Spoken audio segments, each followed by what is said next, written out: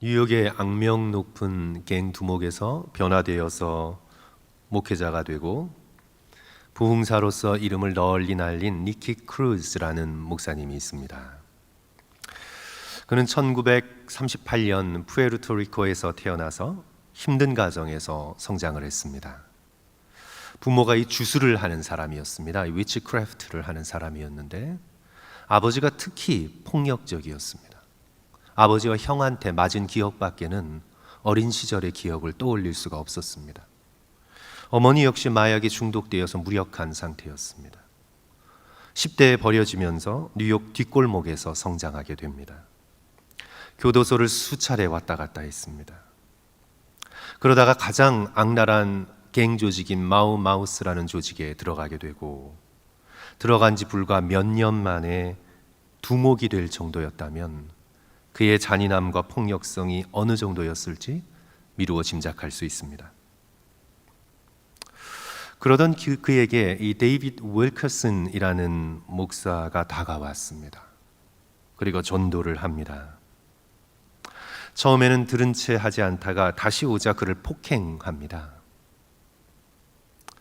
그래도 이 데이비드 윌커슨은 붕대를 감고 와서 다시 갱 단원들에게 전도를 합니다.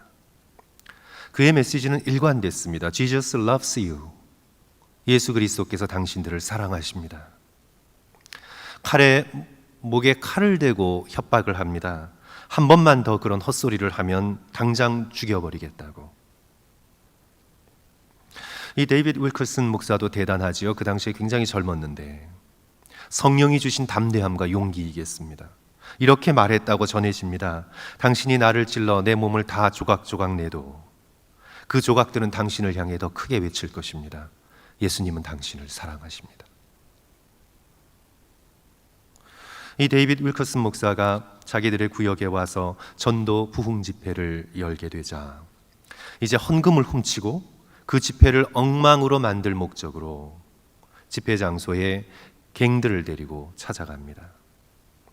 그런데 거기서 설교를 듣고는 마음이 변화되기 시작합니다.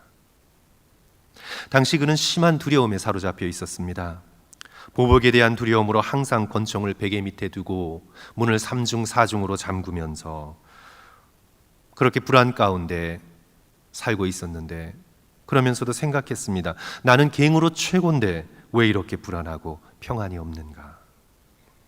그럴 때 방해하러 찾은 집회에서 데이비드 윌커슨 목사의 설교를 듣고는 변화되어 그리스도인이 됩니다.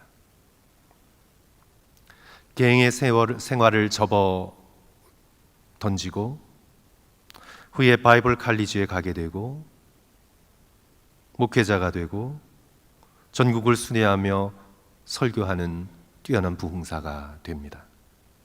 특히 그는 갱단 조직원들에게 특별한 소명의식을 가지고 예수 그리스도의 사랑을 전하며 끝까지 충성스럽게 사역했습니다. 그래서 저는 궁금해서 그의 사진을 보았습니다. 인터넷에서 찾아보았습니다. 나이 든 사진이 평화롭고 어린 아이와 같이 즐겁게 보이는 그런 표정이었습니다. 사람들은 말합니다. 사람이 변하는 건 참 어렵다. 그런데 성도 여러분, 정말 변하는 것 같습니다.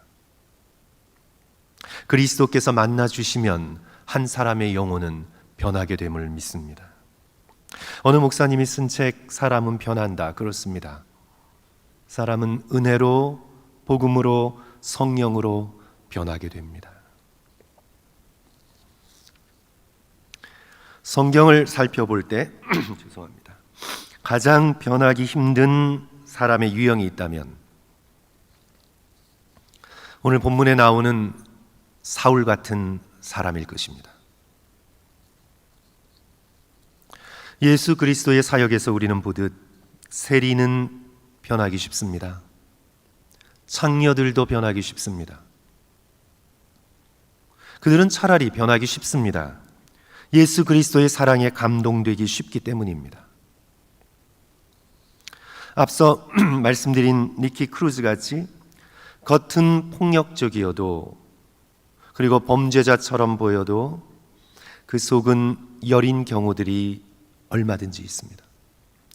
그래서 그 겉에 폭력적인 부분을 뚫고 들어가 여린 속사람에게 예수 그리스도의 복음의 말씀을 전하면 변화되는 사람들이 적지 않이 있습니다. 반면에 가장 변화되기 어려운 사람들은요, 성도 여러분, 예수님 당시에 누가 가장 변화되기 어려웠나요? 바리새인들이었습니다. 모범생들이었습니다. 자기의 의로움으로 가득 찬 사람들이었습니다. 사람들에게 인정받고 박수받는 사람들이었습니다. 바로 바울이 변화되기 전 바리새인이었습니다. 후에 그는 빌립보서 3장 5절 6절에서 자신을 소개하기를, 나는 8일 만에 할례를 받고 예 이스라엘 족속이요 베냐민 지파요 히브리인 중에 히브리인이요 율법으로는 바리새인이요 열심으로는 교회를 박해하고 율법의 의로는 흠이 없는 자라. 그는 자기 의로움으로 가득 찬 삶을 살고 있었습니다. 그리하여 자기 자부심으로 가득했습니다.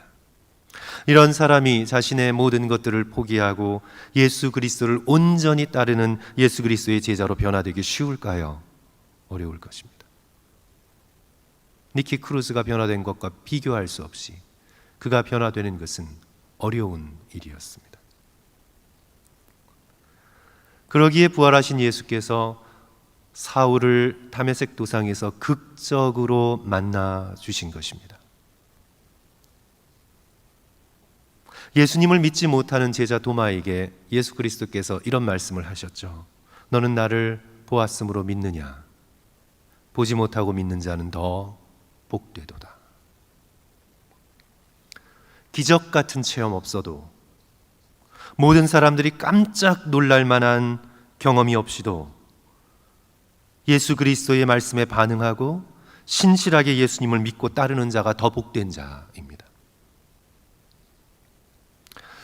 이런 놀라운 충격이 아니면 변화될 수 없기에 예수 그리스도께서 이렇게 사울에게 나타나신 것일 수도 있습니다.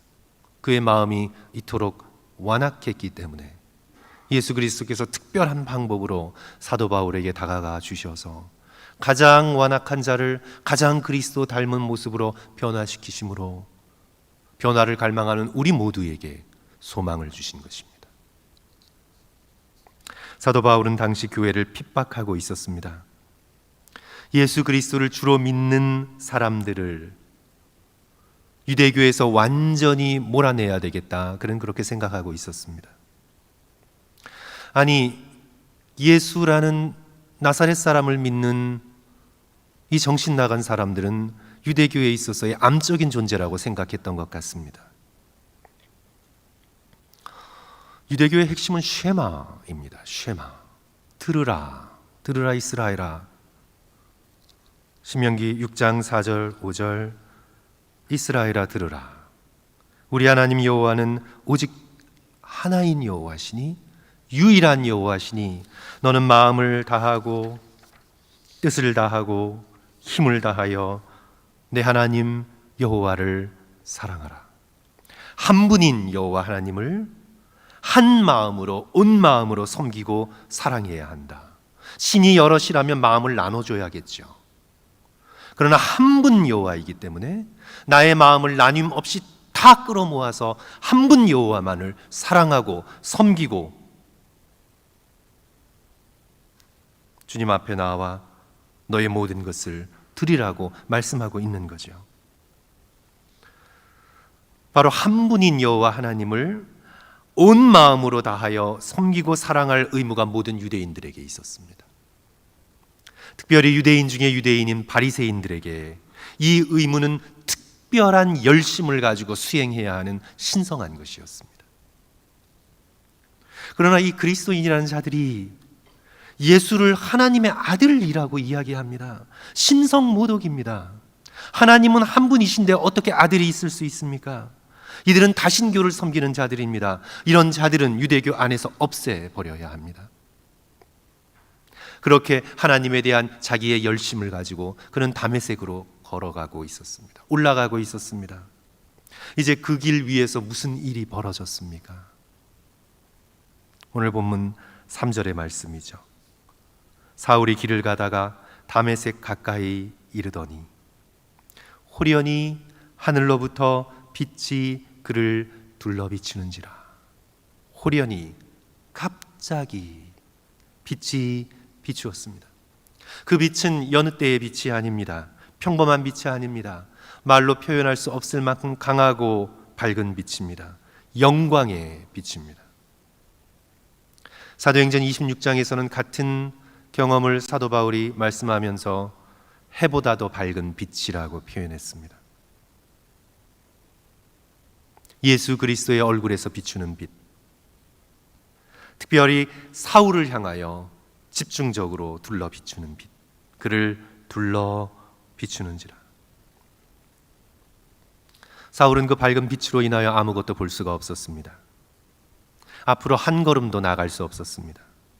땅에 엎드려지지요. 4절 말씀 보시면 땅에 엎드러져 들음에 소리가 있어 이르시되 사울아 사울아 내가 어찌하여 나를 박해하느냐. 이 사울이 땅에 엎드려진 이 사건은 큰 상징성을 가져다 줍니다. 어쩌면 말에서 떨어졌을 수도 있습니다. 그는 그대로 서 있을 수가 없었습니다. 더 이상 그대로의 모습으로 살아갈 수가 없었습니다. 더 이상 자기중심적인 삶, 율법적이고 자기 의로움에 가득 찬 죄되고 교만한 삶을 한 걸음 더 앞으로 걸어갈 수조차 없었습니다. 예수 그리스도를 중심에 놓지 않는 삶, 그런 삶은 더 이상 살아갈 수가 없었습니다. 옛 삶은 무너졌습니다. 떨어져 나갔습니다. 땅에 엎드리게 되었습니다. 죽은 사람이 되었습니다. 사도 바울이 즐겨 쓰는 표현대로 자신의 옛사람은 죽어버렸습니다. 그리고 예수 그리스도의 빛으로 가득한 새로운 삶으로 걸어 들어가게 되었습니다. 사울이 눈으로 볼 수 없게 되지요. 빛 대신 예수 그리스도를 만나고 그 이전에 보았던 것들을 더 이상은 볼 수 없게 되었습니다. 8절과 9절 말씀입니다. 사울이 땅에서 일어나 눈은 떴으나 아무것도 보지 못하고 사람의 손에 끌려 다메섹으로 들어가서 사흘 동안 보지 못하고 먹지도 마시지도 아니하니라. 육신을 의지하여 살았던 삶이 죽어버렸다는 것입니다. 보지 못했습니다. 먹지 못했습니다. 잠도 자지 못했습니다. 옛 욕망, 옛 자랑, 육적인 욕망이 살아 펄펄 날뛰던 삶은 끝장났습니다. 성도 여러분, 진정한 회심은 옛 자아가 죽는 것입니다. 예수 그리스도에 대한 교리 몇 개를 받아들이는 것이 아니라 옛 자아가 죽어버리는 것입니다. 니키 크루즈의 삶으로 말하자면 갱으로 살던 삶을 던져버린 것입니다. 갱으로서 그는 죽어버렸습니다. 그리고 다시 태어나 빛으로 들어갔는데 빛 대신 예수 그리스도를 바라보며 예수 그리스도께서 비춰주시는 것들을 바라보며 살아가는 새로운 삶이 열린 것입니다. 그것을 회심이라고 말하고 그것을 구원이라고 말합니다. 사랑하는 성도 여러분, 우리는 거듭났음에도 불구하고 거듭남의 확신이 있음에도 불구하고 우리는 아직도 떨쳐내지 못하고 있는 영혼에 덕지덕지 붙어있는 세상의 욕심이 있습니다. 사람들의 인정을 구하는 마음이 있습니다. 세상 염려가 아직도 가득합니다. 이 모든 것을 해보다 더 밝은 예수 그리스도의 얼굴에서 비추는 빛으로 사울을 비춰주셨듯이 오늘 우리를 비춰주셔서 햇빛으로 세균이 죽고 곰팡이가 사라짐 같이 예수 그리스도의 그 놀라운 빛으로 내 영혼에 붙어있는 죄들, 염려들, 시기, 질투, 자기 의로움, 이기심, 거짓, 이 모든 것들이 주님 보시기에 선하지 않은 모든 것들이 사라질 수 있도록 주여 도와주소서. 이것이 오늘 사울의 변화를 바라보면서 우리가 주님 앞에 간절함으로 기도하며 나가야 할 우리의 기도의 제목이라고 믿습니다. 세상의 더러운 것들에 대하여 오늘 본문의 사울처럼 눈이 멀게 하시고 세상의 것들로 배를 채우며 안식을 구하려던 마음에서 돌이켜 빛 대신 예수 그리스도를 바라보고 생명의 빛으로 들어가게 하여 주시옵소서. 이것이 저와 여러분의 기도의 제목이 되어야 되겠습니다. 사도 바울에게 개인적으로 볼 때 이 다메섹 도상에서 예수 그리스도께서 자신을 만나 주신 사건이 너무너무 놀라워서 여기 사도행전 9장에만 기록되어 있을 뿐만 아니라 사도 바울은 입을 열어 사도행전 22장에서 예루살렘 유대인들 앞에서 이 사건을 간증합니다. 사도행전 26장 아그리빠 앞에서 이 사건을 간증합니다. 서신서에서 문득문득 이 사건에 대한 표현들이 등장합니다. 이 사건은 사도 바울을 변화시킨 결정적인 사건이었습니다. 고린도후서 4장 6절도 그 중에 하나입니다. 우리 그것을 찾아서 성도 여러분 함께 읽으면서 오늘 말씀을 마감하고자 하는데요. 고린도후서 4장 6절 말씀, 신약성경 289쪽에 있고 슬라이드 참조하십시오. 고린도후서 4장 6절, 우리 다 같이 한 목소리로 함께 읽을까요? 아직 좀 찾으셔야 되죠. 4장 6절, 어두운 데에 같이 했습니다. 시작. 어두운 데에 빛이 빛이라 말씀하셨던 그 하나님께서 예수 그리스도의 얼굴에 있는 하나님의 영광을 아는 빛을 우리 마음에 비추셨느니라. 그는 다메섹 도상의 사건을 생각하며 이 말씀을 썼을 것입니다. 어두운 데서 빛이 빛이라 말씀하셨던 그 하나님께서 예수 그리스도의 얼굴에 있는 하나님의 영광을 아는 빛을 우리 마음에 비추셨느니라. 놀랍고도 복된 말씀입니다. 사도 바울이 경험한 것을 영적으로 기록하고 있습니다.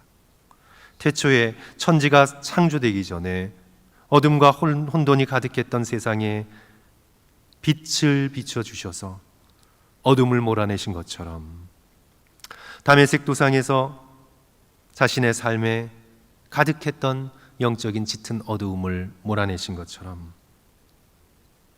밝은 해보다 더 빛나는 예수 그리스도의 얼굴의 광채를 우리의 마음에 비추어 주셨다라고 선포합니다. 사랑하는 성도 여러분, 우리도 기도해야 되겠습니다. 살아계신 예수 그리스도께서 오늘도 여전히 그 빛을 우리의 마음에 비춰주시기를 기도해야 되겠습니다.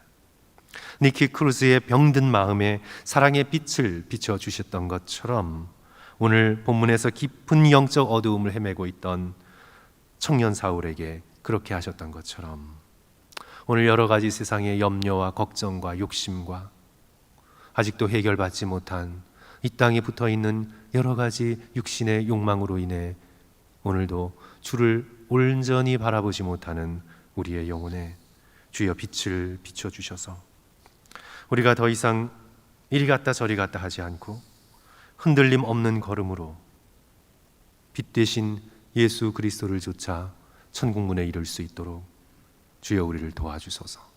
오늘 아침 간절히 기도하고 간구하시는 저와 성도들 되시기를 주님의 이름으로 간절히 축원합니다. 함께 기도하겠습니다.